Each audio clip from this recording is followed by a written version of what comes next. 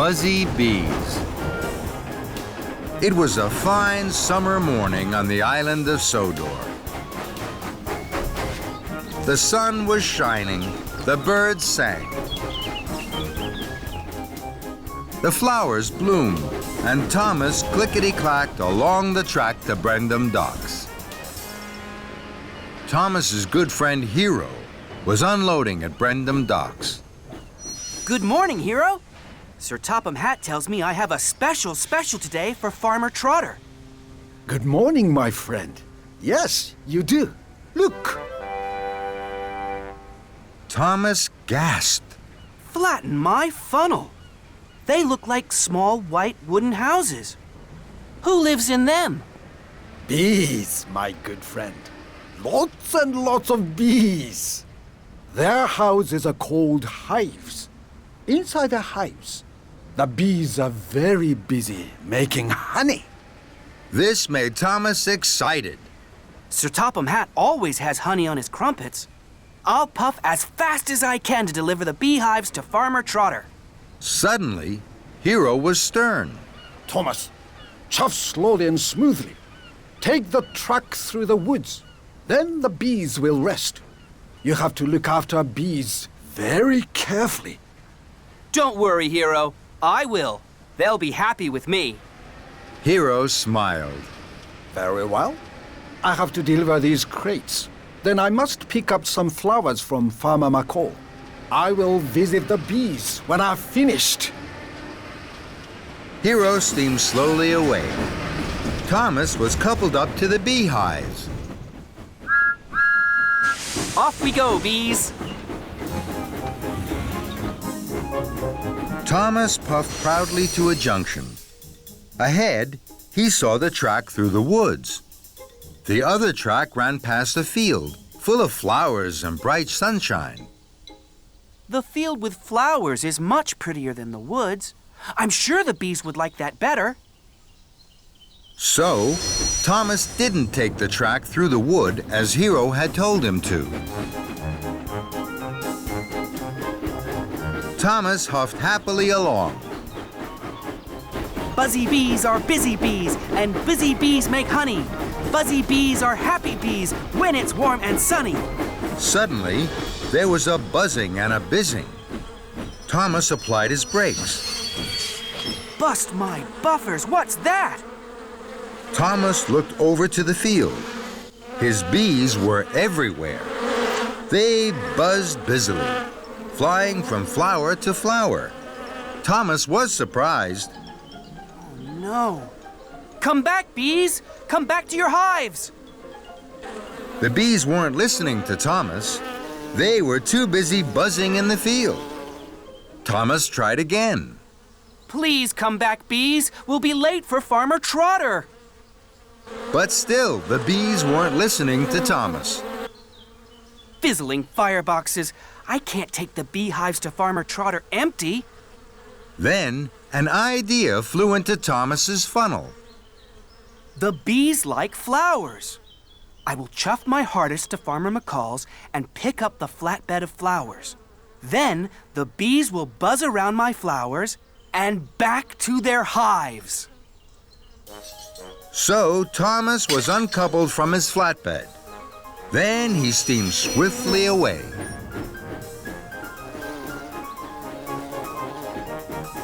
Thomas arrived at Farmer McCall's farm. He saw the flatbed of flowers. I'm sure Hiro won't mind if I borrow his flowers. I'll bring them back as soon as the bees are in their hives again. And Thomas huffed happily back to the field. The bees were still buzzing busily from flower to flower in the field. Then they saw Thomas's flowery flatbed. The buzzy bees left the field and buzzed all around Thomas. They flew into his funnel. They buzzed his boiler and whizzed his wheels. Trembling tracks! This flatbed of flowers wasn't a good idea. Go away, bees, please! Buzz into your hives and make honey. But the bees weren't listening to Thomas. They were too busy buzzing. I must race like the wind. Then maybe the bees will be blown off my buffers and fly back to their hives. So Thomas pumped his pistons and raced away. But the bees didn't mind the wind on their wings. They flew round Thomas like a buzzing cloud. Thomas chuffed and puffed to a siding. Very well, bees. If you won't leave me, I will leave you. Thomas was uncoupled from his flatbed of flowers, and he clickety-clacked away down the track. Now the Buzzy Bees won't bother me. They're too busy making honey for Sir Topham Hatt's tea. Thomas chuffed to a junction. Hiro was there. Thomas was surprised to see his friend. Hello, Hiro. You look puzzled. I am Thomas. Farmer McCall's flowers have disappeared, and you have still not delivered the bees to Farmer Trotter. He's waiting and worried. Thomas looked at his wise friend Hiro. He hadn't looked after the bees. He hadn't looked after their hives, and he hadn't taken the woodland track. But he had taken Hiro's flowers. Hiro, I have been very silly. I have been everything you told me not to be. But now, I will do everything you told me to do. Please wait for me here. I will bring you back your flowers. Thomas's wheels started to whir, and his boiler started to bubble. Thomas had a lot to do. Thomas puffed back to the flatbed of flowers. The bees were still buzzing, but Thomas didn't mind. Follow me, bees. I'll take you back to your hives. And Thomas wheeshed away to the flatbed of beehives. Farmer Trotter is waiting for you, bees. You will like living on his farm.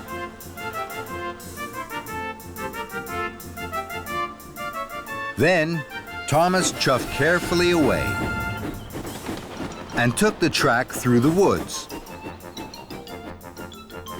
The woods were deep and dark. The bees felt cold. It's time to go home, all you busy bees. It's time to make honey in the shade of the trees. And the busy bees buzzed into their hives. Farmer Trotter was waiting for Thomas. He was very pleased to see his new beehives. Thank you, Thomas. But why have you brought me all those flowers? They're not for you, Farmer Trotter. Hiro is waiting for these. I must hurry. Thomas pumped his pistons and puffed down the track. Hiro was waiting for Thomas. So, my good friend, here are my flowers. I'm sorry, Hiro. You will be late, I know. But from these flowers, Farmer Trotter will have the best honey on Sodor. The two friends smiled. It had been a very busy, buzzy day. The Lion of Sodor. It was a beautiful day on the island of Sodor. The sky was blue and the sun was shining brightly. Thomas was chuffing cheerfully to Brendam Docks. He felt very happy. Thomas had to collect a special, but he didn't know what it was. Hello, Cranky. Is my special ready? Yes, it is. The mayor is waiting for it at Knapford. You must puff very carefully. Thomas was puzzled. What is it, Cranky? It's the Lion of Sodor. Cinders and ashes. How exciting! I promised to take extra special care of it. I've never carried a real live lion before. When Cranky heard this, he was surprised. No, Thomas, the Lion of Sodor isn't a... But Thomas was too excited to listen to Cranky. He was already puffing proudly out of the docks. Thomas puffed happily along. Then he met Henry. Hello, Thomas. You look happy. What's your special? It's a lion. Bust my buffers. That's exciting. I only have sticky syrup to deliver. Suddenly, an idea flew into Thomas's funnel. I promised to take extra special care of my lion. I think he might really like sticky syrup. Could I have some for him, Henry? Of course. Thomas's engineer poured some sticky syrup into the lion's crate. Thank you, Henry. I have to hurry now. The mayor is waiting for the Lion of Sodor. Henry was surprised. Fizzling fireboxes! Thomas has made a mistake! Stop, Thomas! The Lion of Sodor isn't a... But Thomas didn't stop, and he didn't listen. Next, Thomas met Edward. Hello, Thomas. You look happy. What's your special? It's a lion. Flatten my funnel. How exciting. I only have to deliver fresh fish. I think my lion would really like fresh fish. May I have some for him, Edward? Of course. So Thomas's driver put some fresh fish into the lion's crate. Thank you, Edward. I must hurry now. The mayor is waiting for the Lion of Sodor. Edward was surprised. Clattering coaches. Stop, Thomas. The Lion of Sodor isn't a... But Thomas didn't stop, and he didn't listen.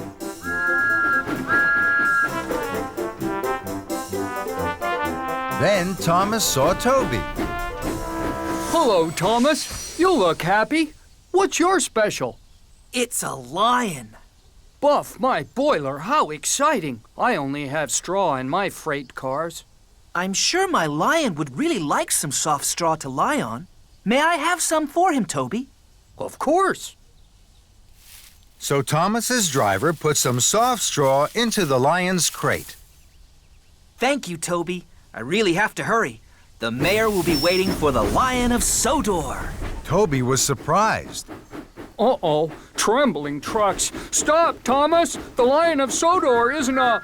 But Thomas didn't stop, and he didn't listen. Thomas's pistons pumped and his wheels whirred. He couldn't wait to deliver his lion. He chuffed his hardest and raced on towards Knapford Station. At last, Thomas puffed proudly into Knapford. Sir Topham Hatt was there. So were the other engines. I'm very excited, Thomas. This is a big day. The Lion of Sodor is here. Thomas was uncoupled from the flatbed, and he pulled away to join the other engines. The workmen carefully opened the lion's crate.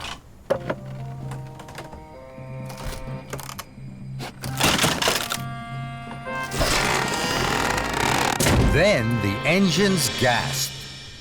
The Lion of Sodor wasn't a real lion at all. It was a statue. And now it was covered in sticky syrup, fresh fish, and straw. Sir Topham Hatt was cross. Thomas, this is a terrible mess. Gordon and James laughed, and Thomas felt very silly. I'm sorry. I thought I had a real lion in my crate. I wanted to take extra special care of it. I didn't know the Lion of Sodor was a statue. So Sir Topham Hatt told Thomas all about the Lion of Sodor, and the other engines listened carefully. So you see, Thomas, it was the most famous statue on Sodor. Then it broke. This is the shiny new statue we have been waiting for. The mayor is coming at tea time, and now look at it. I'll make sure it's clean, sir. I promise the Lion of Sodor will be shiny and new again in no time. Very well, Thomas. Thomas still felt very silly. Cheer up, Thomas. I didn't know the Lion of Sodor was a statue either. It all happened a long, long time ago. Not many engines remember that time. We tried to tell you, but you didn't stop. I'm sorry, Henry. I should have listened. Now I must hurry. I must get the Lion of Sodor cleaned right away. Why don't you take it to the washdown? This time, Thomas listened. What a good idea! Thank you, Henry. Thomas was coupled to the flatbed and he chuffed quickly away. Thomas took the Lion of Sodor to the washdown. Soon, the sticky mess was washed off. That looks much better, Thomas. But now the statue isn't shiny. Take it to the steamworks, Thomas. They'll polish it until it sparkles and shines. This time, Thomas listened. Thank you, Edward. That's a very good idea. Victor will know just what to do. And Thomas puffed quickly away.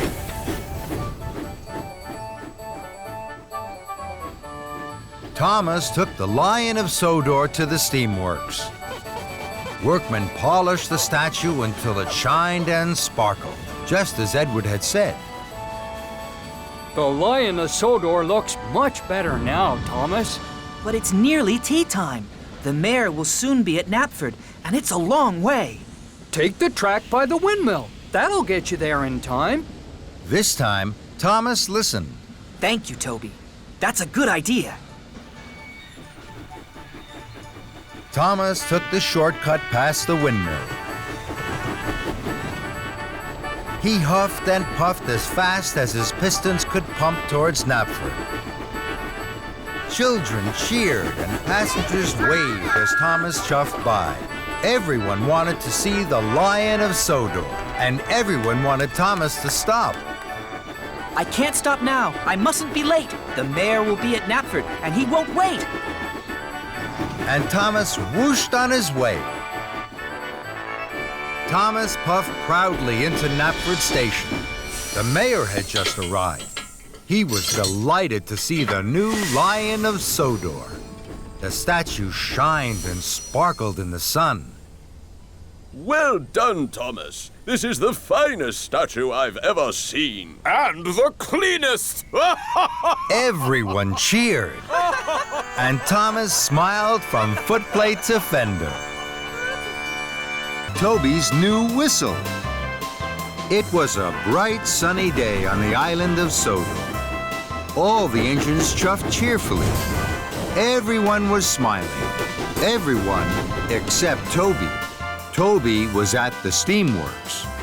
Toby's bell had stopped working. It was covered in rust and it didn't clang and chime anymore. It had to stay in the steamworks to be cleaned. So Toby was very sad. Victor didn't have another bell for Toby, so he had to be fitted with a new steam whistle. Easy does it, Kevin, my friend. Left a little? No. Right a little? Perfect. Very good, my friend. How does that feel, Toby? Toby thought the new whistle felt very strange. It was much bigger than his old bell. He was worried. I've never used a steam whistle before. James chuffed into the steamworks with Sir Topham Hatt. Hello, Toby. That's a 3-chime steam whistle. I used to have one of those. This made Toby even more worried. Is it a good whistle? It's the best. It is the loudest whistle in the whole of Sodor. The loudest? Yes, it's loud and booming. Everyone will hear you coming. Toby didn't like this. He didn't like loud and booming noises. He liked the ting-a-ling-a-ling of his old bell. Toby, you must go to Knapford and collect Lady Hatt. She's waiting, so don't be late. Yes, sir. So Toby chuffed off to Knapford Station with his new 3-chime steam whistle. I wish I had my old bell back. I don't know how to use this new loud and booming 3-chime steam whistle. Then an idea flew into Toby's funnel. If I puff slowly and carefully, I won't need to use my whistle at all. I can do all my jobs and wait for my old bell to be fixed. This made Toby feel much happier. Toby steamed slowly through Sodor. Gordon huffed and puffed impatiently behind him. Out of my way, Toby, you old steam tram! You're making me late!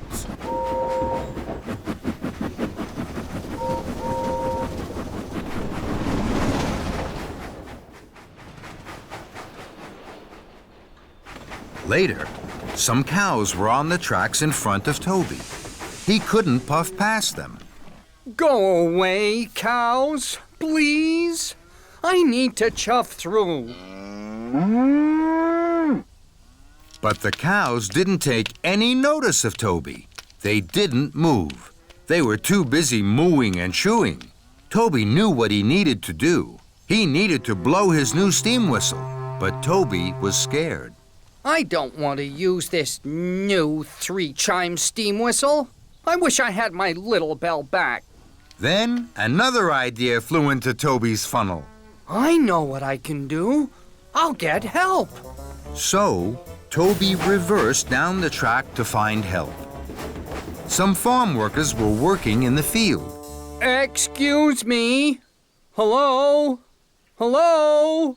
The farm workers didn't hear Toby. Toby blew steam and rattled his rods.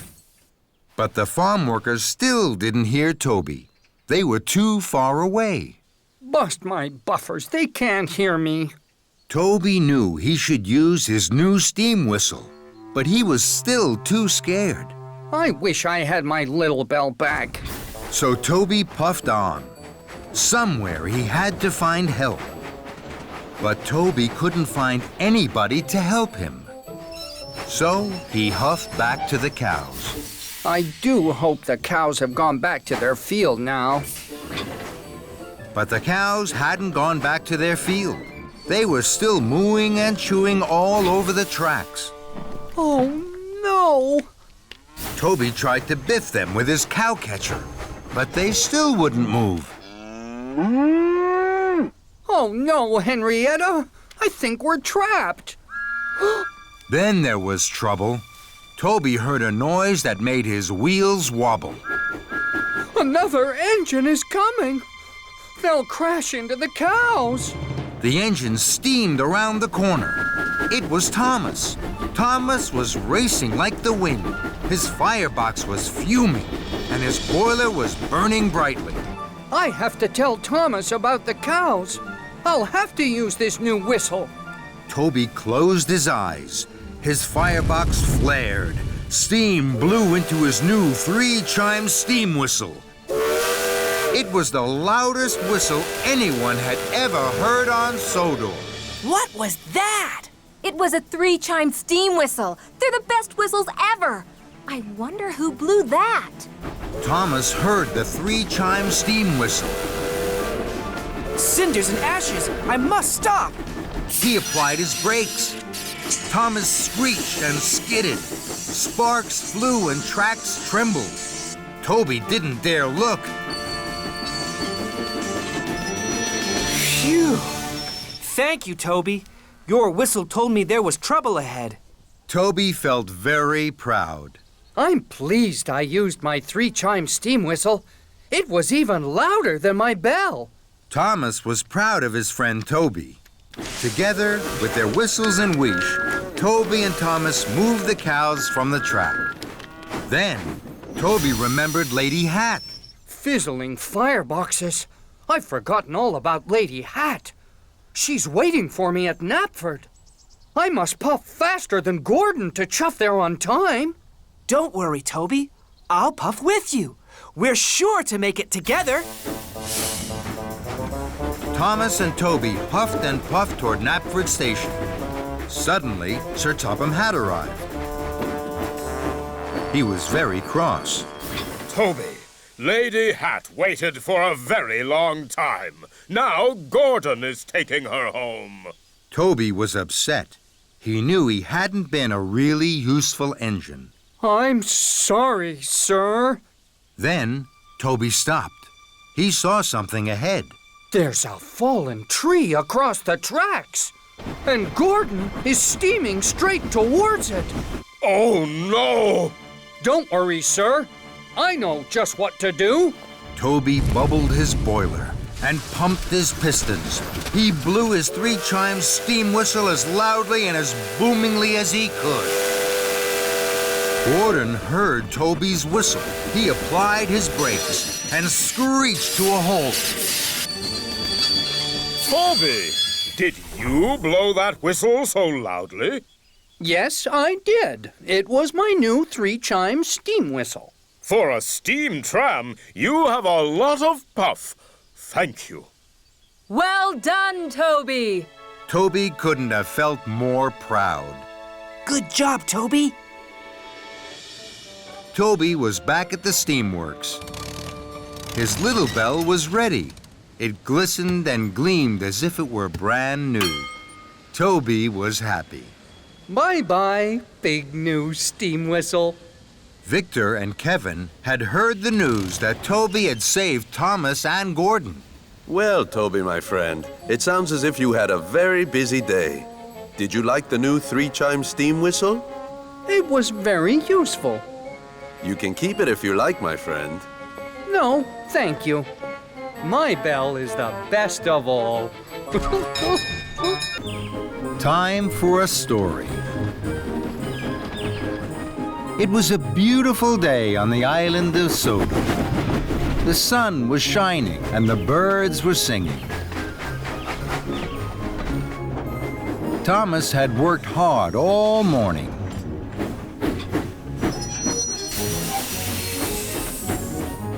He tooted happily to the children as he chuffed back to Tidmouth Sheds. Sir Topham Hatt was waiting.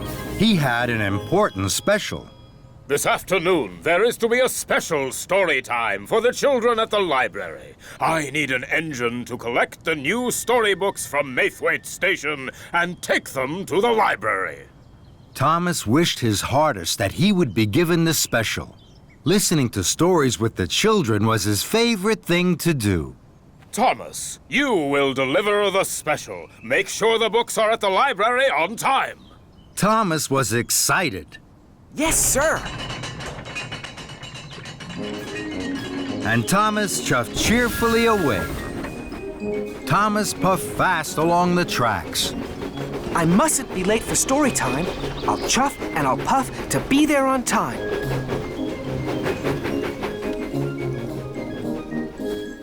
Thomas steamed into Maithwaite Station.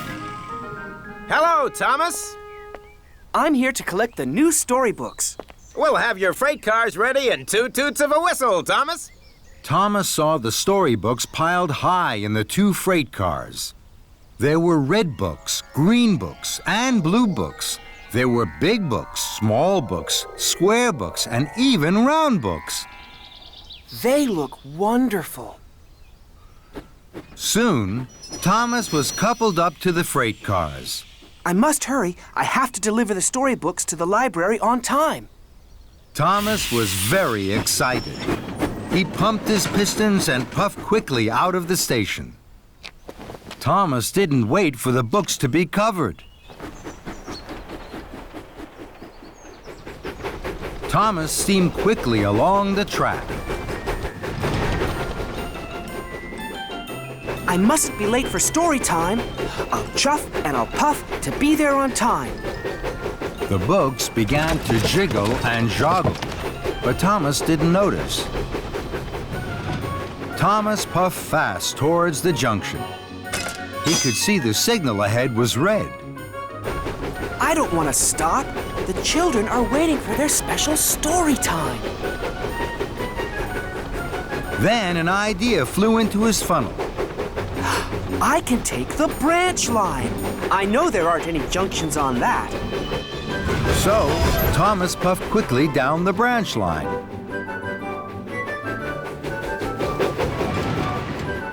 Thomas felt very pleased. He chuffed faster and faster, and the books jiggled and joggled more and more. But Thomas didn't notice. I mustn't be late for story time. I'll chuff and I'll puff to be there on time. Thomas raced round a bend. Ahead, there was a sign for works on the track. Oh, bother!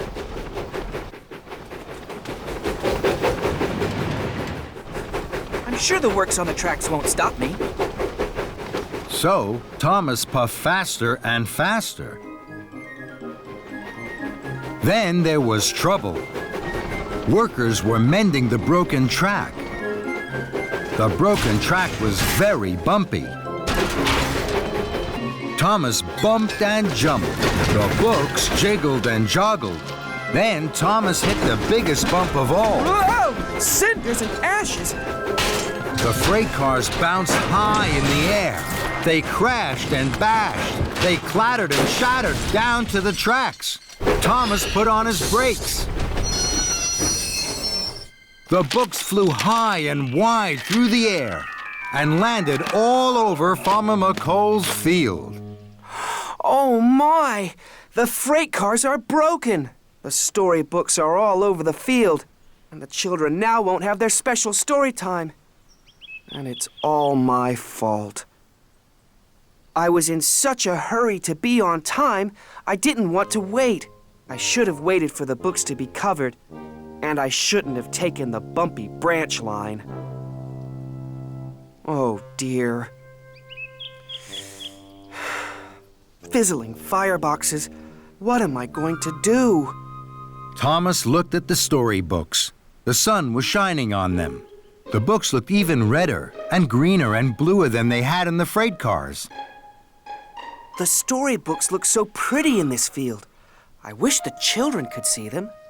Then an idea flew into his funnel. I'll bring the children to the storybooks. They can have a picnic story time in the sunshine. That really will be special. So, Thomas puffed off to collect the children. First, I must collect Annie and Clarabelle. Victor and Kevin were busy at work as Thomas chuffed into the Sodor steamworks. Hello, Victor. I'm here to collect Annie and Clarabelle. I'm going to take the children to a special picnic story time in the sunshine. That's a wonderful idea, my friend. The children will like that. They always have their best time with you, Thomas. Thomas was pleased Victor and Kevin liked his idea. Later, Thomas huffed happily out of the steamworks with Annie and Clarabelle. Thomas puffed proudly up to the library at the town hall. The children were waiting. They were very surprised to see Annie and Clarabelle instead of cars of storybooks. Today, I'm taking you to an extra special story time. It's a picnic story time in the sunshine. All aboard! The children had never had a picnic story time. They thought it was a wonderful idea. Thomas blew his whistle and chuffed cheerfully away. Thomas puffed towards the junction. This time, Thomas waited.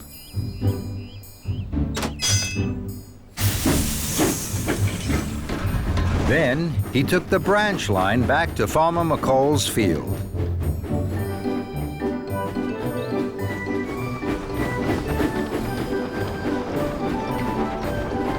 Thomas chuffed slowly and carefully up to Farmer McColl's field. Here we are, the picnic story time special. The children cheered. They could see all the different colored books in the field. They were very excited. This was the best story time ever. Thomas watched as the children ran onto the field. They each picked up a book, and their teacher began to read with them. This is a story, children, all about a little boy. A little boy who didn't like waiting. He didn't like waiting because he thought he'd miss out on all the good things. But then he found out that good things are worth waiting for. As the story began, Thomas looked at all the happy children. He smiled his biggest smile. The children's picnic story time really is worth waiting for. Hiro Helps Out. The engines on the island of Sodor like to be busy. They heave and haul.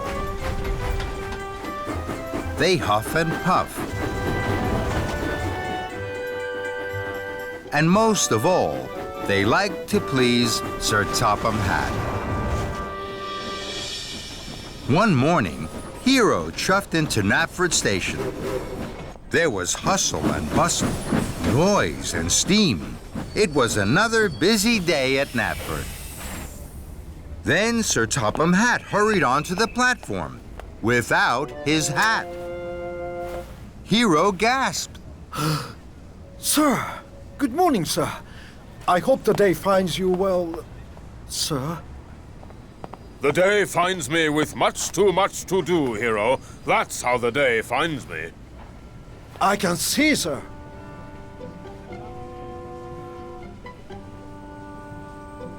What are you staring at, Hiro? Nothing, sir. Just your hat, sir. Excuse me. Edward puffed in. Hello, Hiro. You look worried. Not at all. Then there was trouble. Blistering boilers. In all my long years, I've never seen that before. Hiro was worried for Sir Topham Hatt. Sir, can I help you, sir? It's a very busy day, Hiro. I have to visit the Thin Controller. I must talk with him about the railways.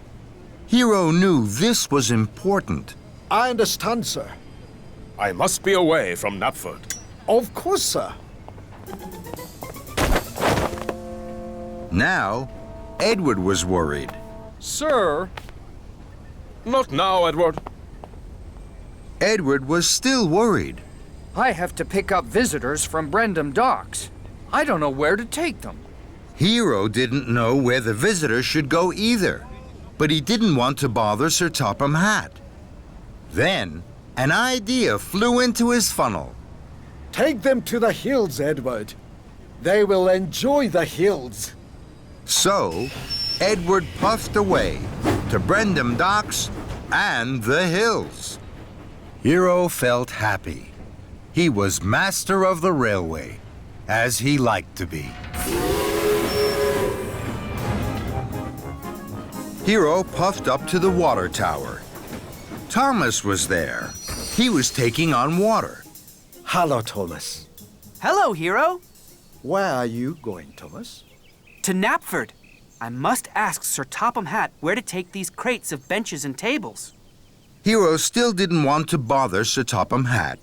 Sir Topham Hatt is busy now, Thomas. He will tell you where to go later. You have time to visit your friend, Farmer Trotter. So, Thomas chuffed cheerfully away to Farmer Trotter's farm. Hiro was happy. He was helping Sir Topham Hatt.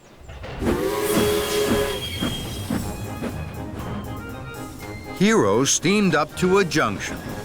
Percy was there. He had a flatbed full of quacking ducks.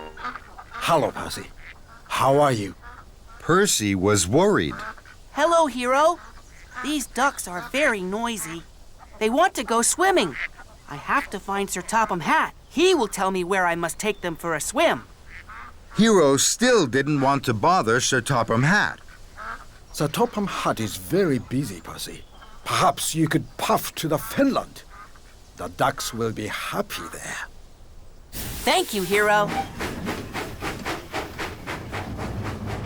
Hiro was happy. Helping Sir Topham Hatt was the best job he had ever had.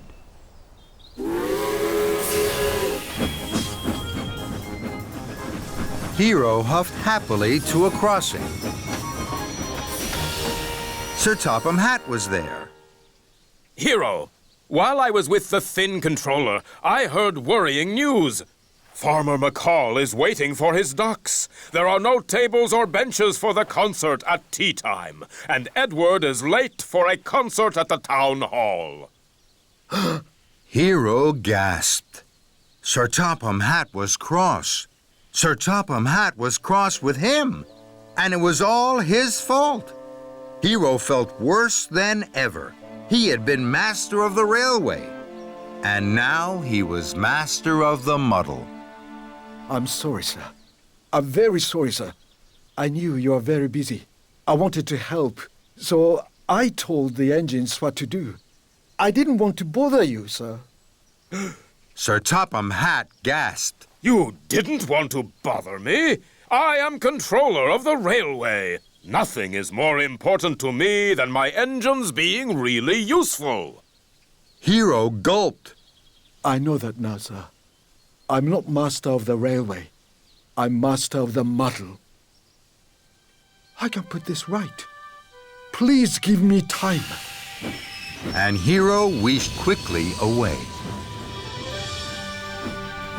Hiro found Edward in the hills. Hello, Hiro. My visitors are very happy. Good, Edward. But now, you must take the visitors to Knapford Station.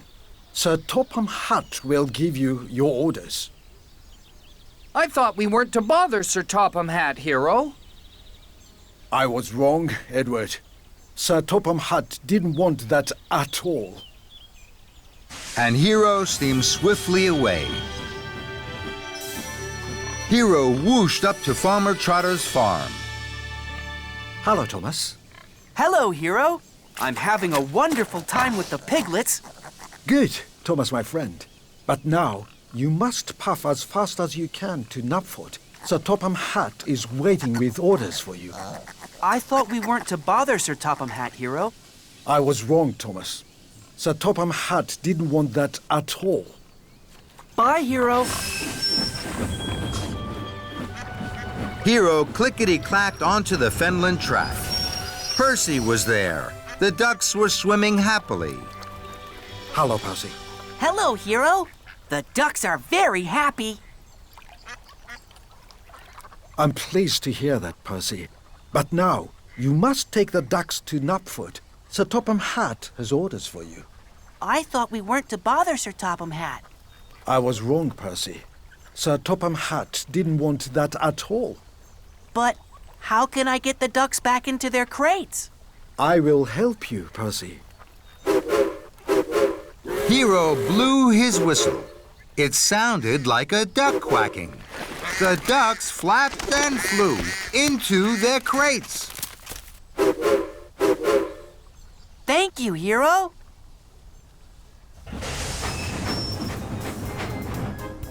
Later, Sir Topham Hatt had given his orders to the engines. Now, you all know what you have to do. Chuff away and be really useful. Hiro puffed forward. And what shall I do, sir? You, Hiro, will do what you have always done. You will be helpful, Hiro. Helping me. And nothing could have made Hiro happier. Creaky Cranky. It was the spring holiday on Sodor. There was to be a party for the children at the Duke and Duchess's new summer house. All the engines were very excited and very busy. Thomas chuffed cheerfully into the docks. James and Henry were passing through. Good morning, James. Good morning, Henry. Where are you puffing to? I'm taking these straw bales to the summer house for the children to climb on. I'm taking wood to make a stage for the children's show and barrels of lemonade to drink. How wonderful. I'll see you later at the summer house.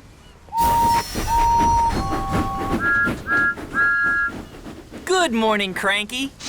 What's good about it? It's the Duke and Duchess's party day. Party smarty. I don't go to parties. I'm stuck here loading and unloading all day.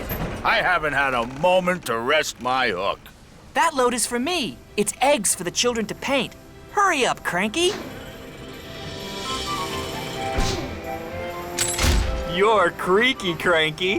What's the matter? Are the eggs too heavy a load for you? Cranky didn't like Thomas's joke. He didn't like being called creaky. No, they're not too heavy for me. They're light as fluff. You're not strong enough to pull anything heavier than fluff, Tiny Thomas. That's why Henry and James have the heavy loads. Now Thomas didn't like Cranky's joke. Fizzling fireboxes, I'm as strong as any other engine. You're not as strong as me. I can lift much heavier loads than you could ever pull. Thomas really didn't like that. We'll see, Cranky. I have lots of time to deliver the eggs. First, I have to prove Cranky wrong. James has a heavy load. I'll go and find James. So Thomas steamed sternly out of the docks. Thomas found James at the junction by the washdown. Hello, James. I don't have a lot of jobs today. Shall I deliver your heavy load of wooden barrels for you? You can stay here at the washdown. Then you'll be perfectly polished for the party. James thought this was a very good idea. Thank you, Thomas.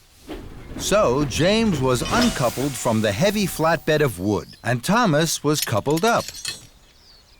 The flatbed was heavy. Huffing and puffing, Thomas set off for the docks. Thomas chuffed back into the docks. You again. What are you doing with that wood? This flatbed is very heavy. I'm sure you can't lift it. Cranky looked at the flatbed of wood and barrels. I'm sure I can. Cranky's hook swung low over the wood. Thomas watched and waited. With a creak and a crank, and a crank and a creak, Cranky raised the flatbed into the air. Thomas's boiler buzzed. Told you so. You're still creaky cranky. And you're still tiny Thomas. That made Thomas very cross. I will prove Cranky wrong and still have time to deliver the eggs. I'm sure Henry had an even heavier load. I'll go and find Henry. So Thomas steamed stormily away. Thomas found Henry waiting by the coal hopper for his special coal. Hello, Henry. I don't have a lot of jobs today. Shall I deliver your heavy load of straw bales for you? Then you can wait here for your special coal. Henry thought this was a very good idea. Thank you, Thomas. So Henry was uncoupled from the heavy flatbed of straw bales, and Thomas was coupled up. The flatbed was very heavy. Huffing and puffing, Thomas set off once more for the docks. Soon, Thomas puffed back into the docks. You again. Now, what are you doing with those straw bales? This flatbed is very, very heavy. I'm sure you can't lift this. Cranky looked at the flatbed of straw bales. I'm sure I can. Cranky's hook swung low over the straw. Thomas watched and waited. With a creak and a crank, and a crank and a creak, Cranky raised the flatbed of straw into the air. Thomas's funnel fizzed. Told you so. You're still creaky cranky. And you're still tiny Thomas. That made Thomas even crosser. More than ever, Thomas wanted to prove Creaky Cranky wrong. He had to find the heaviest thing he could. Then, an idea flew into his funnel. Lift me, Cranky. Cranky looked at Thomas. He couldn't let Thomas win. Cranky's hook swung low over Thomas. Thomas hardly dared puff. With a creak and a crank, and a crank and a creak, and very, very slowly, Cranky raised Thomas high into the air. Bubbling boilers! Creaky Cranky is lifting me! Then there was trouble. Cranky creaked louder than ever. His crane arm stuttered and juddered. It creaked and it croaked. Then it cracked. Oh, no. Cranky's crane arm had broken, and it was all Thomas's fault. Thomas was stuck high in the sky and blowing in the breeze. Then Sir Topham had arrived. Thomas, what are you doing up there? I'm sorry, sir. I was... You are causing confusion and delay. The Duke and Duchess have no wood, straw bales, or eggs. Now I see you have them all here. Cranky is broken, and you, Thomas, think it's a good time to try being a bird. The Duke and Duchess are waiting. Thomas felt very silly. Then Sir Topham Hatt looked at Cranky. And you're as silly as Thomas. Cranky crumpled. The shame to be as silly as a steamy. Soon, a workman had climbed up Cranky. Slowly and carefully, Thomas was lowered and landed with a jolt and a judder, just as Spencer arrived. Dear, oh dear, Thomas, what a mess. Little engines can get into very big trouble. Thomas felt even sillier in front of Spencer, but he knew now that being strong was only good if you were also really useful. And he had to be really useful. Spencer, I need your help. You're very strong and can pull much heavier loads than me. Will you take the wood, the straw bales, and the eggs to the summer house for me, please? It's my fault that Cranky is broken. I must put everything right as quickly as I can. Very well. Thank you. I'm sorry, Cranky. I know you're strong, stronger than me. I'll be back soon with the right parts to fix you. Then Thomas pumped his pistons and puffed out of the docks. Thomas wheeshed like the wind all the way to the steamworks. Hello, Victor. Cranky creaked, and now he's cracked. He needs new parts. You've come to the right place, my friend. Parts aplenty here. We'll have Cranky up and lifting in no time. Soon, Thomas's flatbed was loaded with new parts for Cranky. Thank you, Victor. Of course, my friend. Give Cranky my best! And Thomas puffed happily away. Thomas puffed into the docks with his heavy flatbed. Cranky was still looking crumpled. Here you are, Cranky. We'll have you fixed in no time. Thank you, Thomas. That's a heavy flatbed. You know, you're not tiny. And you're not creaky. Cranky laughed, and that made Thomas laugh too. Thomas and the pigs. There are lots and lots of farms on the island of Sodor. There are farms with sheep. There are farms with cows. There are farms with goats.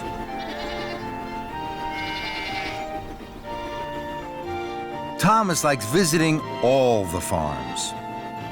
But his favorite farm of all was Farmer Trotter's pig farm.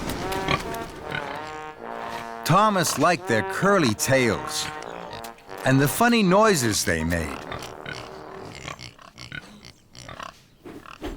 Thomas liked to visit Farmer Trotter's pig farm as often as he could. One day, Thomas was watching the pigs roll in the mud.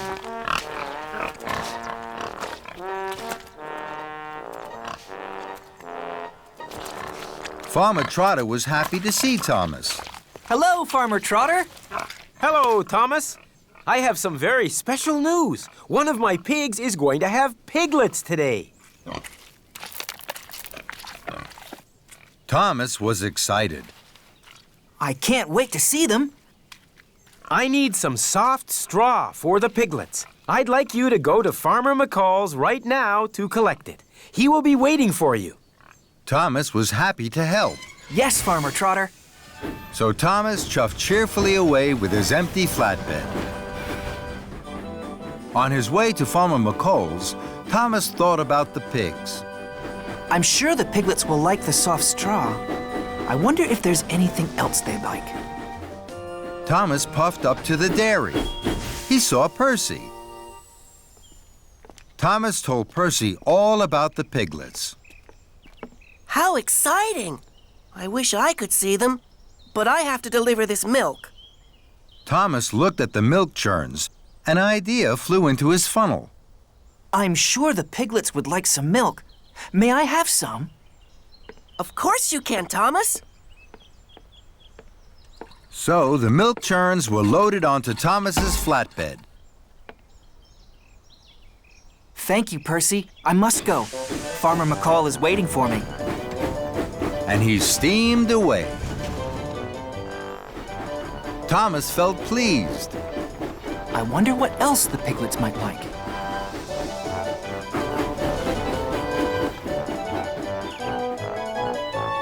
Then Thomas saw James.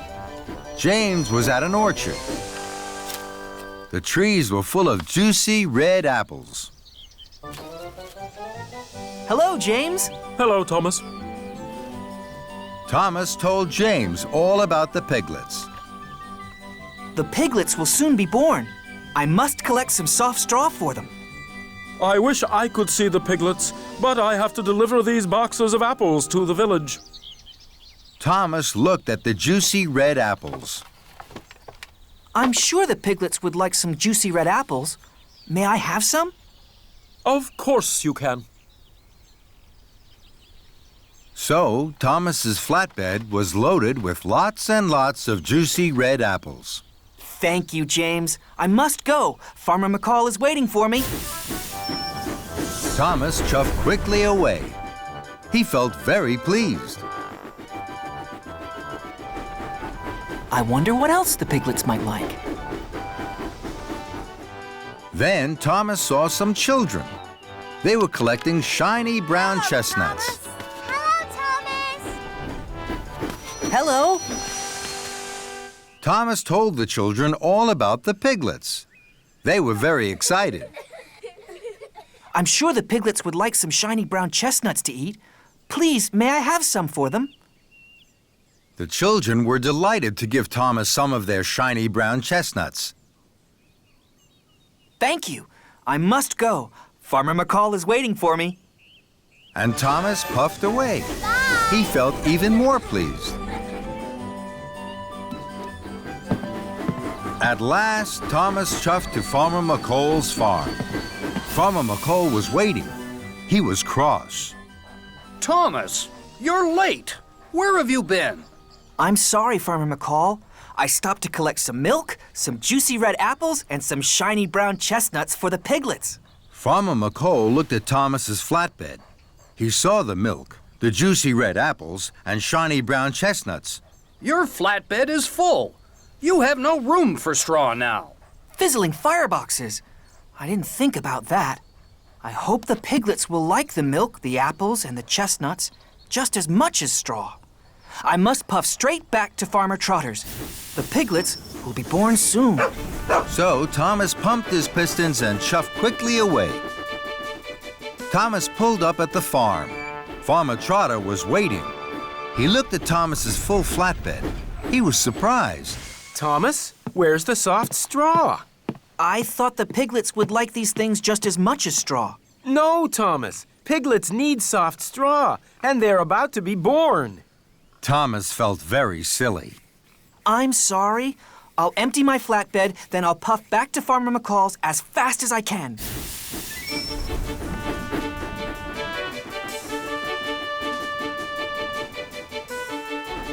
I must get the straw. There can be no delay. The piglets will need it by the end of the day.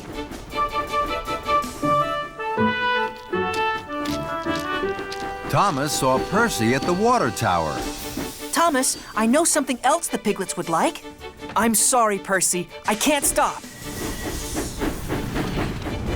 Bye, Thomas. I must get the straw. There can be no delay. I've no time for chatter along the way. Next, Thomas saw James at a junction. Hello, Thomas. I've been thinking about the piglets. I'm sure they'd like... I'm sorry, James. I can't stop. I must get the straw. There can be no delay. I've no time for chatter along the way. Thomas whooshed and he wheeshed. He huffed and he puffed until he arrived at Farmer McCall's farm. It was late. Hello, Farmer McCall. Now I have plenty of room for the soft straw for the piglets. Could you load it right now? Of course I can, Thomas. Thank you, Farmer McCall. I must hurry.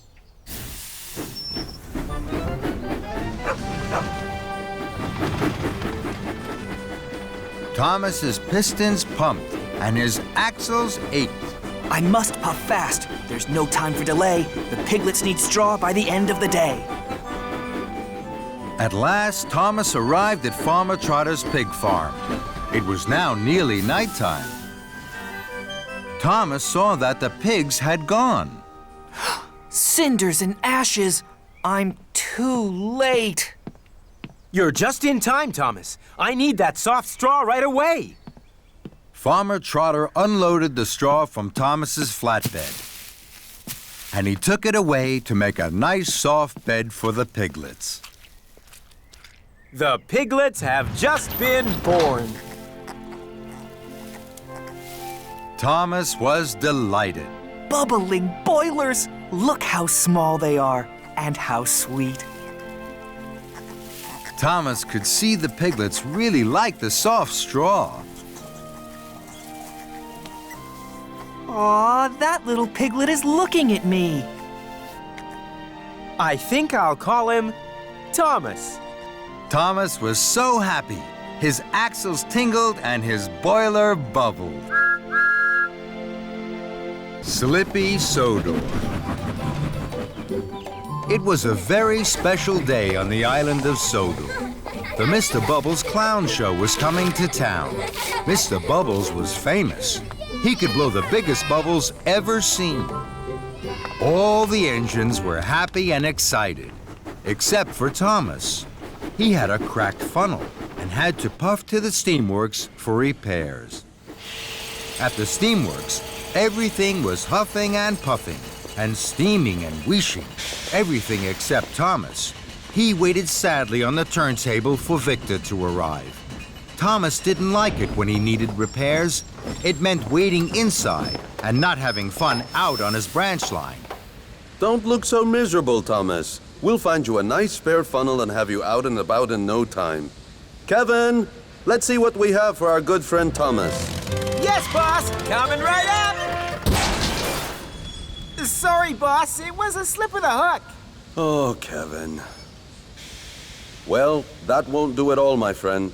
This funnel is much too small. Kevin, let's try something a little larger. Yes, boss. Right away, boss.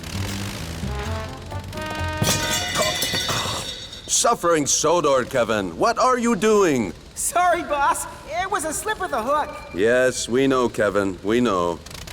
Try this one for size, Thomas. No, no, no, no.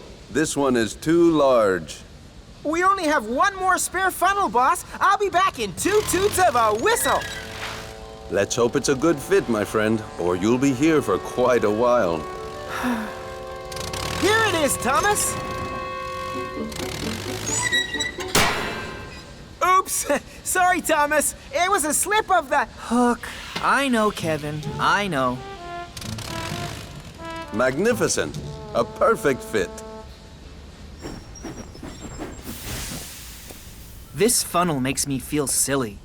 Not at all, my friend. It's splendid. It will help you puff very well until your old funnel is fixed. Now chuff along. I hear that Mr. Bubbles has a very special for you at Brendam Docks. Thomas chuffed into Brendam. He was very unhappy. Mr. Bubbles was waiting. He was very happy to see Thomas. Hello, Thomas. Mr. Bubbles has a very important job for you, Thomas. This is my very special bubble liquid. It makes the biggest bubbles you have ever seen. I need it for my show this afternoon. Please take it to Knapford Station. So Thomas backed up slowly and carefully to the flatbed and was coupled up. Now you mustn't spill any of the liquid, Thomas. Puff slowly and carefully. Yes, sir. We'll meet you at Knapford. Then James chuffed up. Hello, Thomas. That's a funny funnel. Thomas didn't want a funny funnel. He wanted his old funnel back. And he didn't like James laughing at his funny funnel. So Thomas pumped his pistons and raced away as quickly as he could. He forgot all about going slowly and carefully. Later, Thomas stopped at a crossing. He saw Gordon. Hello, Thomas. Oh, that's a funny funnel. Thomas didn't want a funny funnel. He wanted his old funnel back. And he didn't like Gordon laughing at his funny funnel. So Thomas pumped his pistons and raced away from Gordon as quickly as he could. He wasn't thinking about going slowly and carefully. Bubble liquid splished out and sploshed onto the road. But Thomas didn't notice. Sir Topham Hatt was driving Mr. Bubbles on the road. Then there was trouble. The car skidded and skated right into a muddy ditch.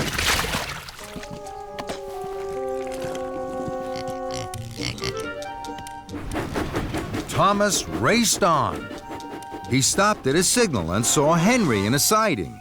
Hello, Thomas. Oh, that's a funny funnel. Thomas didn't want a funny funnel. He wanted his old funnel back. And he didn't like Henry laughing at his funny funnel. So Thomas pumped his pistons and raced away from Henry as quickly as he could. He still wasn't thinking about going slowly and carefully. Sir Topham Hatt and Mr. Bubbles drove toward a bridge. Slow down, Thomas! You're spilling my bubble liquid! But Thomas didn't hear them. More bubble liquid splished out and splashed onto the road. Sir Topham Hatt's car skidded and skated right into a haystack. But Thomas didn't notice. He went even faster. And so did Sir Topham Hatt and Mr. Bubbles.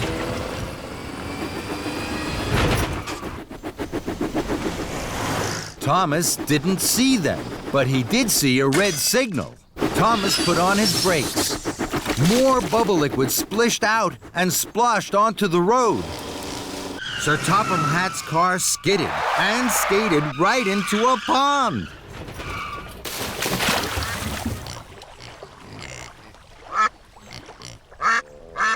But Thomas was too worried about his funny funnel to notice. He raced on towards Knapford. At last, Thomas puffed into Knapford, just as Sir Topham Hatt and Mr. Bubbles arrived. Sir Topham Hatt was very cross.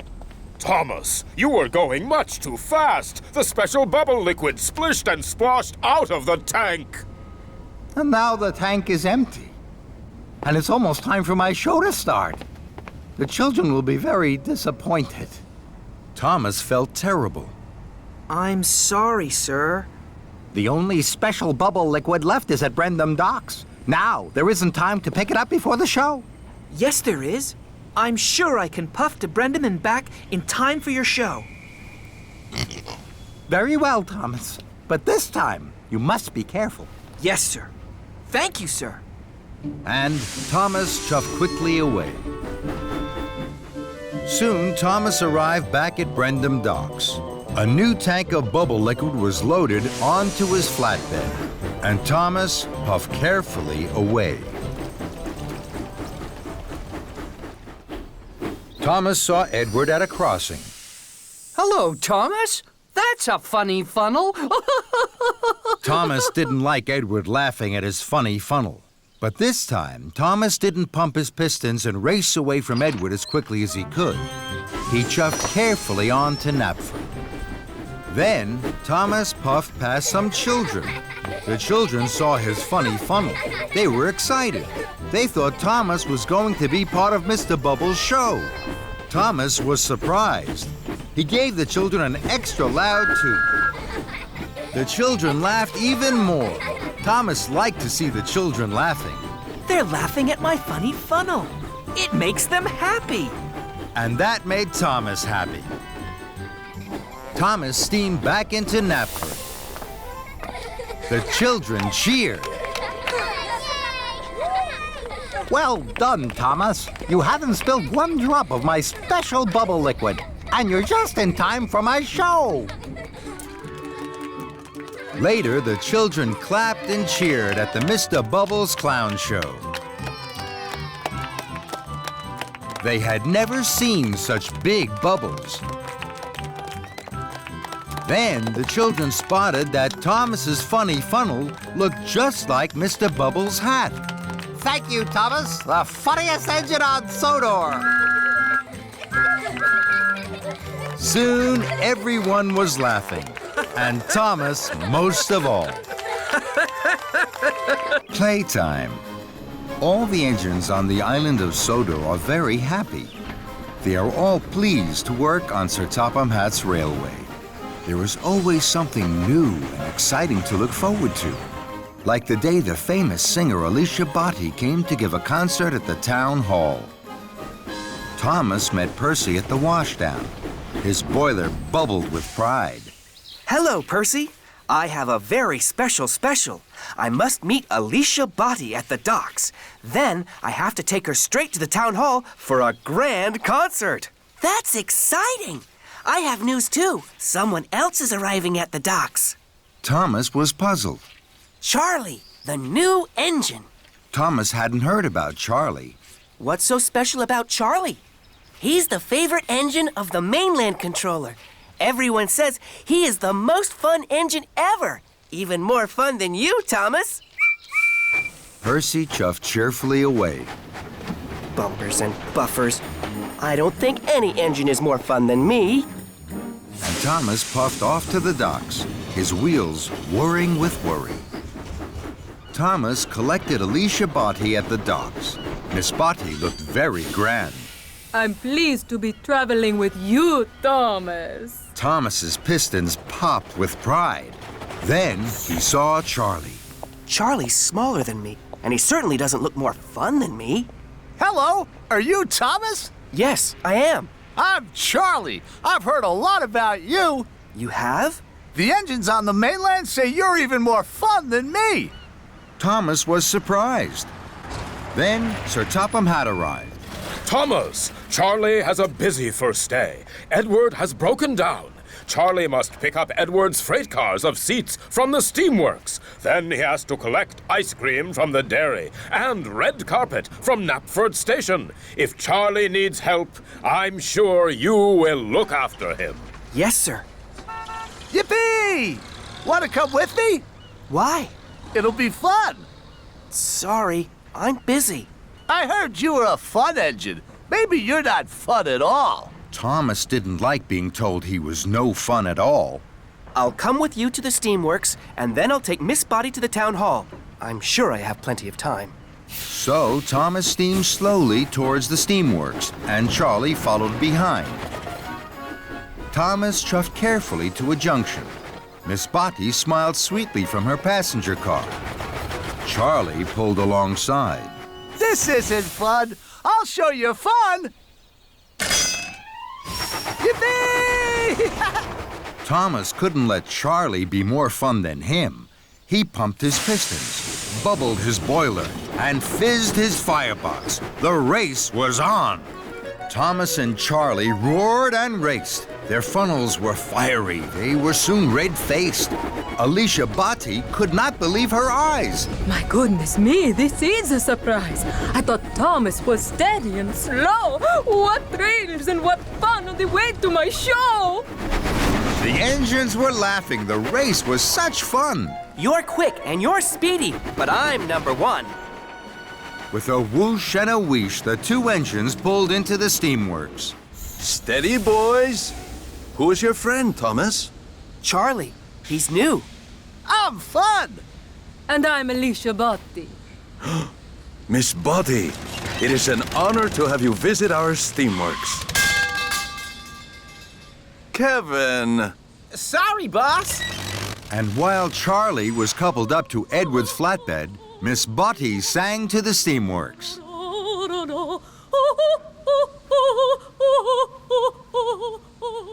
Then it was time to go. You are fun, Thomas. Let's go to the dairy. Thomas knew he should take Miss Botti straight to the town hall, but he didn't want Charlie to think he wasn't fun. I'm sure I still have time to get Miss Botti to the town hall. So Thomas and Charlie left for the dairy. Soon, the two engines came to a junction. Let's puff down there. We can't. That's a bumpy track. But it'll be fun. Thomas wanted to be fun, so he followed Charlie down the bumpy track. Thomas and Charlie bounced and bumped. Alicia Botti juddered and jumped. And the couplings jiggered and jiggled, looser and looser. At last, Thomas and Charlie pulled up to the dairy. That was fun!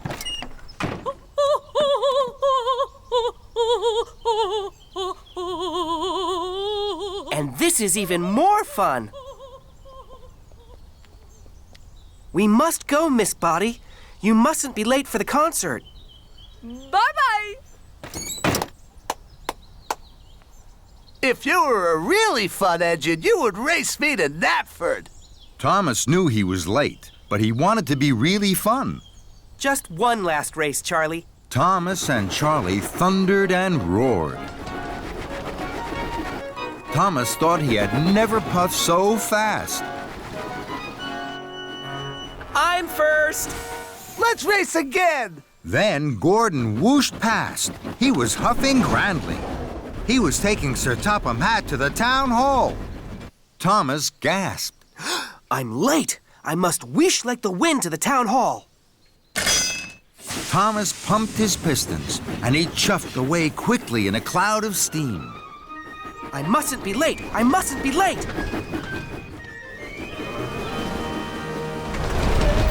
Then there was trouble. Thomas didn't know that his couplings had unhooked. Thomas raced on to the town hall, alone. Thomas steamed to a stop. His cheeks were redder than James's shiny coat. Here I am, sir. Sir Topham Hatt looked hard at Thomas. Here you are, Thomas. But where are Annie and Clarabelle? And where is Miss Botty? Thomas felt terrible. He had been having fun when he should have been really useful. I'm sorry, sir. I've lost them. Sir Topham Hatt boomed. Then you had better go and find them. Thomas puffed to a junction. He had looked for Annie and Clarabelle, but he couldn't find them anywhere. Then Charlie chuffed up. He was on his way to the town hall. Hello, Charlie. I've lost Annie and Clarabelle and Miss Botty. The couplings must have come loose on the bumpy track and snapped when we were racing. Don't worry, Thomas. I have a good idea. What's that? We'll have a race. Whoever finds Annie and Clarabelle first is the #1 fun engine. Thomas was stern. He didn't think that was a good idea. No, Charlie. This isn't the time for fun. This is the time for being really useful. I have a very important job to do. And Thomas huffed away. Thomas chuffed carefully. He was very worried. Then Thomas heard singing. He smiled from buffer to buffer. That's Miss Botty singing! Hooray! Thomas found Miss Botty by the bridge. He had never heard anything as beautiful as Miss Botty singing. Miss Botty must go. I'm sorry I kept you waiting. And Miss Botty cheerfully waved goodbye as the crowd clapped and cheered. Thomas puffed to the town hall with Annie and Clarabelle. Sir Topham Hatt was cross. At last, Thomas. You've made Miss Botty very late. Not at all, Bertram. Thomas has made me very happy. I've had the ride of my life. So many people to sing to, and such fun. That made Thomas smile, and so did his fun friend Charlie. A blooming mess. It was a special day on the island of Sodor. Knapford Station was going to be decorated. All the engines were very busy and very excited. Sir Topham Hatt was at Tidmouth Sheds. Knapford Station is being decorated. There are lots of jobs to do. Thomas, you must go to the quarry and collect slate for the new roof. Yes, sir. Emily, you must go to Maithwaite Station and collect the flowers for the new window boxes. Flowers? How lovely! I know all about flowers. I know that buttercups are yellow. Emily! And then take them to Knapford Station. Yes, sir.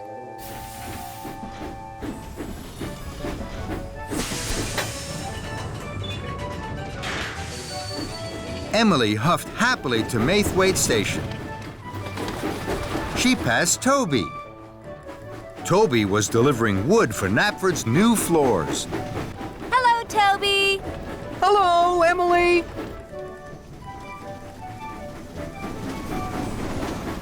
Then Emily passed James. James was delivering pots of paint to paint Knapford's new walls. Hello, Hello, James. Good morning, Emily. Emily puffed up to a junction. Mavis was on the bridge above. Hello, Mavis. But Mavis didn't say hello to Emily. Emily was surprised. Mavis? Mavis! Hello? Mavis still didn't say hello to Emily.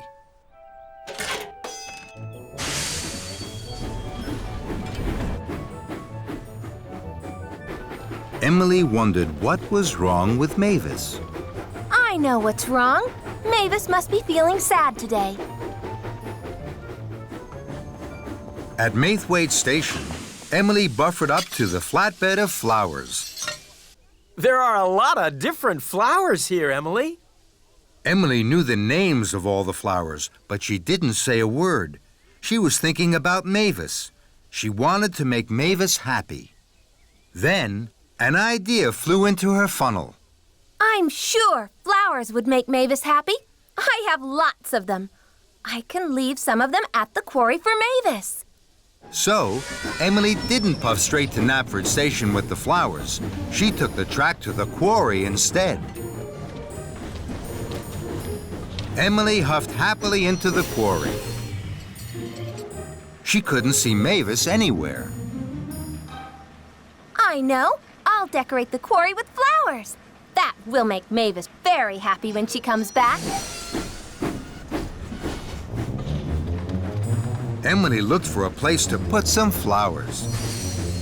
This is the perfect place. Mavis will see the flowers here as soon as she arrives. Emily felt very pleased with herself.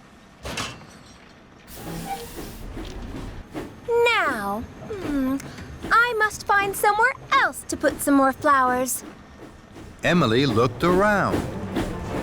She didn't see Edward puff into the quarry behind her, but she did hear the loud crash. Fizzling fireboxes! What was that? Edward had crashed straight into the flatbed of flowers and rolled towards the hopper. Edward, look out! Those flowers are going to make Mavis happy. Pardon? Edward was confused. I'm sure flowers by the hopper would make Mavis happy. The hopper's so gray and dusty. Emily felt even more pleased with herself. Now, I must find somewhere else to put some more flowers. Emily looked around. She didn't see Thomas reverse towards the hopper behind her, but she did hear the loud crash. Bubbling boilers! What was that? Cinders and ashes! Bust my buffers! Watch out for the flowers! They're going to make Mavis happy! At that moment, Mavis pulled into the quarry. Whatever has happened? Emily looked at Mavis. Mavis wasn't happy. She was very upset. What has happened to my quarry? And what are those flowers doing here? Emily gasped. The flowers haven't made Mavis happy.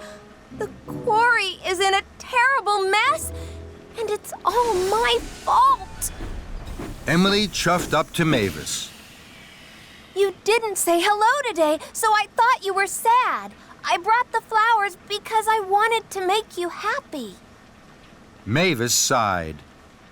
I wasn't sad.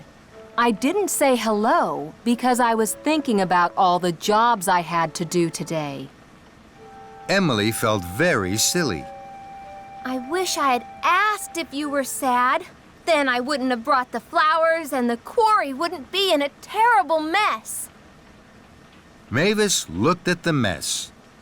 She looked very sad. Emily wanted to think of a way to make Mavis happy.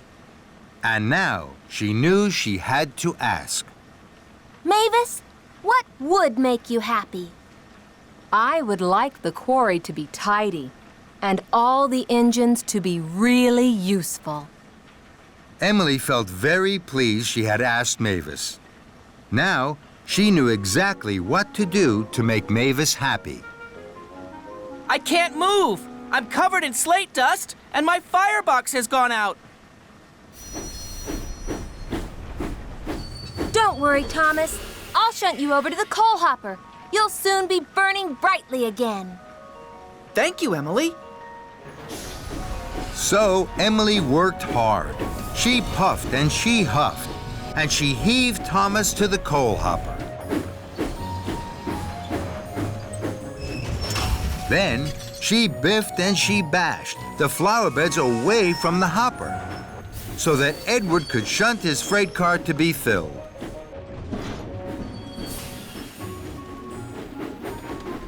Now, the quarry is tidy again, and all the engines are being really useful. Is there anything else that would make you happy? Yes. I want you to deliver the flowers to Knapford Station, where they should be. Right away, Mavis.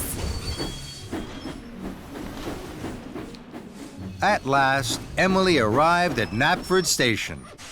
Here are the flowers for the new flower boxes. Thank you, Emily.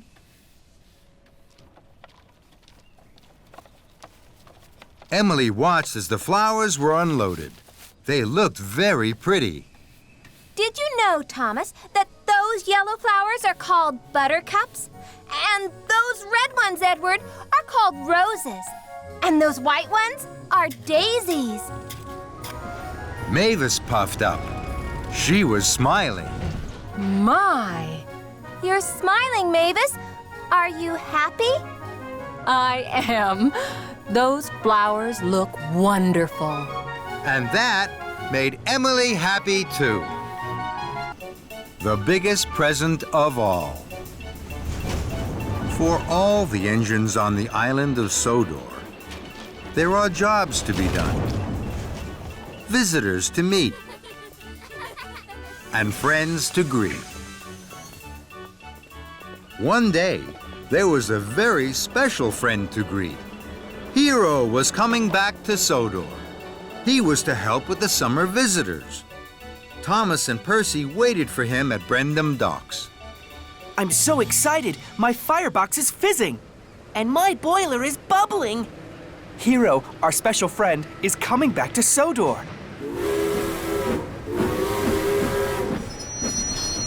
Hello, my good friends. I have missed you. We missed you too, Hiro. The three engines tooted and hooted with happiness. Welcome back, Hiro. First, you must go to the steamworks. Victor will check your engine after your long journey. Of course, sir. Every day, I want to be a really useful engine. Then, you must go to Knapford Station. I will meet you there. Yes, sir. Of course, sir. Hiro puffed proudly away. I want there to be a welcome party for Hiro at Knapford. Percy, you must collect Lady Hatt and bring her to the party. Thomas, you must tell the engines to chuff quickly to Knapford for the party. Then Sir Topham had left. Thomas and Percy were excited. Oh my! A welcome party will make Hiro very happy. A welcome present would make Hiro even happier. That's a good idea. I must go now, Thomas. Lady Hatt will be waiting. Then Thomas steamed slowly away. I'm sure I'll find something special for Hiro. I'll look as I puff round the island, telling my friends about the party.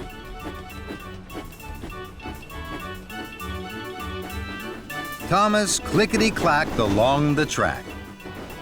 Something special from Sodor for my new friend. I'll search the whole island from end to end. Then an idea flew into Thomas's funnel. I'm sure there'll be something special at Farmer McCall's farm.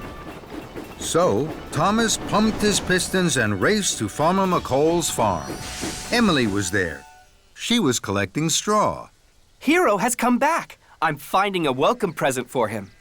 That's exciting. Good luck, Thomas. Emily puffed away.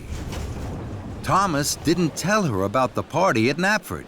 He was too busy looking for a welcome present. Thomas saw the big brown barn. Perhaps Hiro would like a barn. He could keep special things safe in a barn. But the barn is too big. And Thomas steamed slowly away. Something special from Sodor for my new friend. I'll search the whole island from end to end. Then, another idea flew into Thomas's funnel. I'm sure there'll be something special at the quarry. So, Thomas huffed happily to the quarry. Mavis, James, Toby, and Henry were there. They were busy shunting slate cars. Hiro has come back. I'm finding a welcome present for him. That's a wonderful idea, Thomas.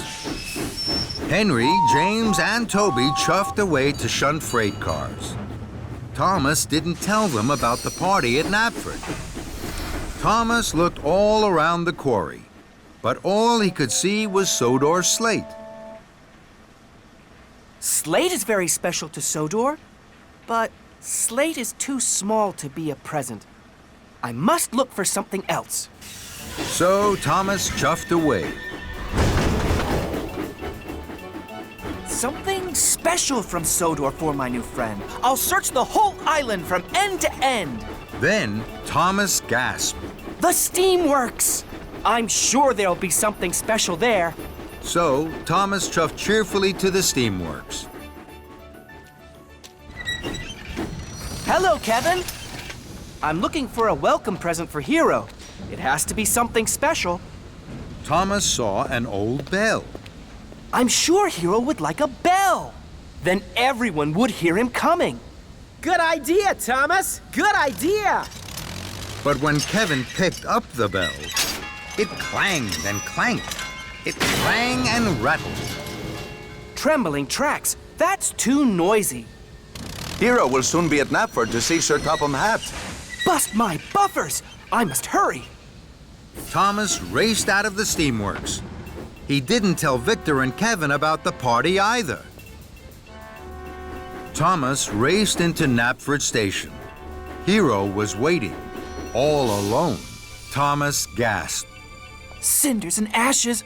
I haven't found a welcome present for Hiro, and I haven't told anyone about the party. This won't make Hiro happy. Thomas felt terrible.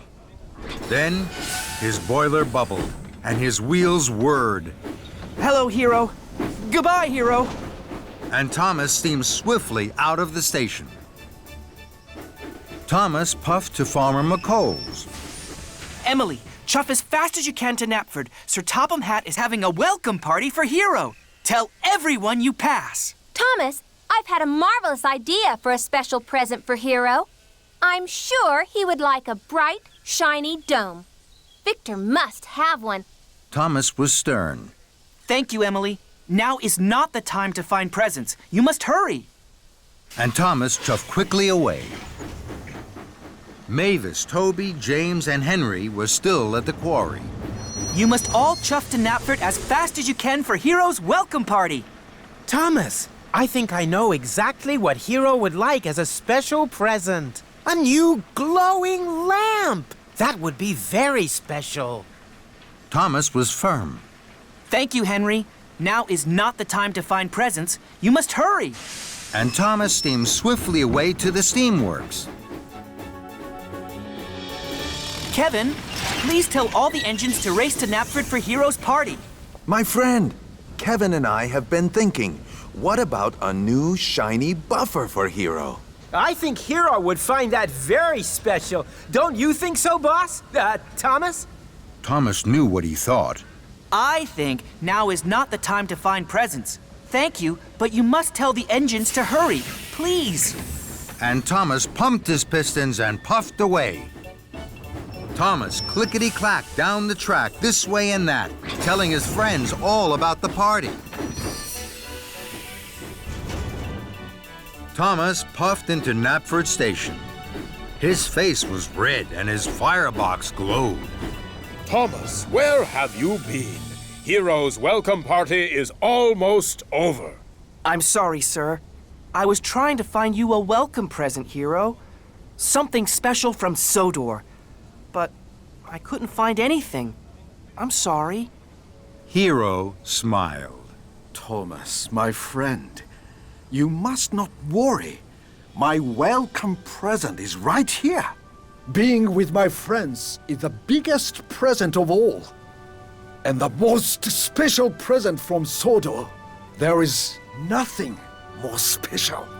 Then Thomas smiled and smiled. He knew Hiro was right. And so did all his friends.